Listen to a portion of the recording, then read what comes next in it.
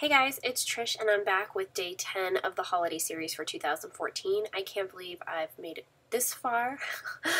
Last year I was attempting to do the holiday series and I was not very successful, unfortunately, due to moving and everything else. So I have 2 more days until I reach my goal of the 12 days of my holiday card series for the first official year.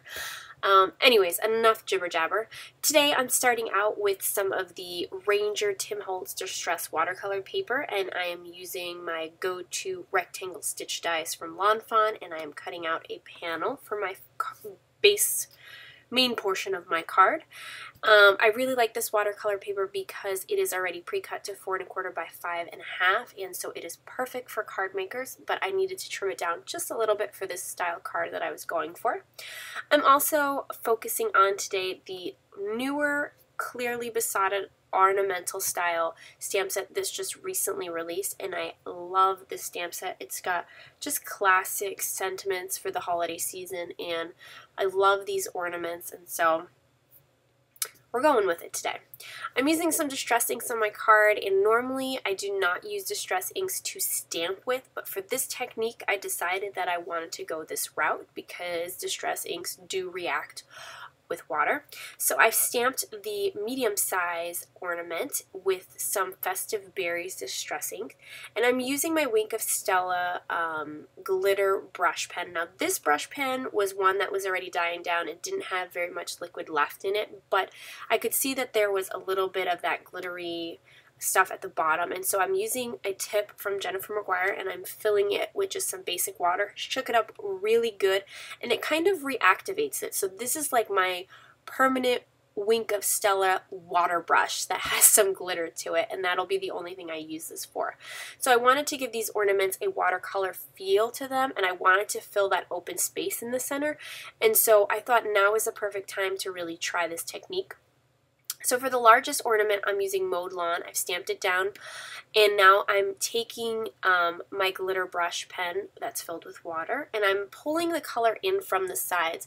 This will not only soften the edges and kind of help all that splotchiness that you see, but it brings in a little bit of the color so that it's still matching the color of the Mowed Lawn, but it's just a lighter version, and of course it gives it that gorgeous, glittery look and feel. And when I think of Christmas and ornaments on a tree, I just think of all that glitter and how it sparkles and gets reflected by the lights on the tree. I just love it.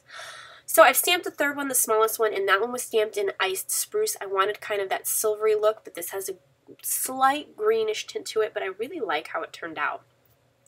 I let it sit and dry, and then I also hit it with my heat tool a little bit, and you'll see me checking it there to make sure it's dry, just because I wanted to be sure that it was totally dry and I wasn't going to accidentally smear it with a finger or anything. So I'm now going in with the kind of strings and loops that go with the ornaments, and I'm stamping it with Versamark ink because I am using the Ranger Liquid Platinum embossing powder. I love this because it's a warm gray, and so it just ties really well in with this card.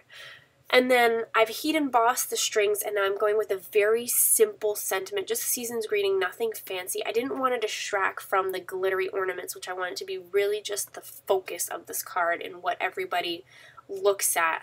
So just basic season's greeting. I'm again stamping it and stamping it and embossing it with the Liquid Platinum embossing powder by Ranger. I've cut a white piece of paper just slightly larger than the rectangle panel, and I'm taking my Versamark ink pad and I'm smushing it around the edges.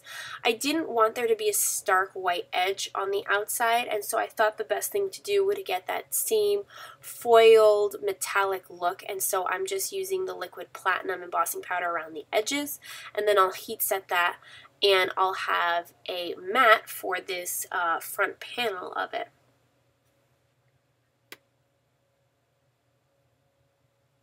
Once I've heat embossed that, I'm applying some of the 3M Scotch foam tape onto my main panel, and I'm going to attach that to the foiled paper that you'll see there, and then I'll attach the foiled panel onto my craft cardstock that is a basic A2 size card, 4 1/4 by 5 1/2.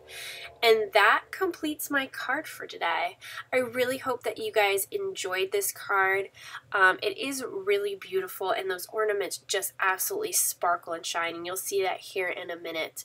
Be sure to check out the description box down below for a link to all the supplies used on this card, and be sure to check back in the next few days for the last 2 videos in this holiday series. I'll see you guys again super soon. Until then, I'll catch you later.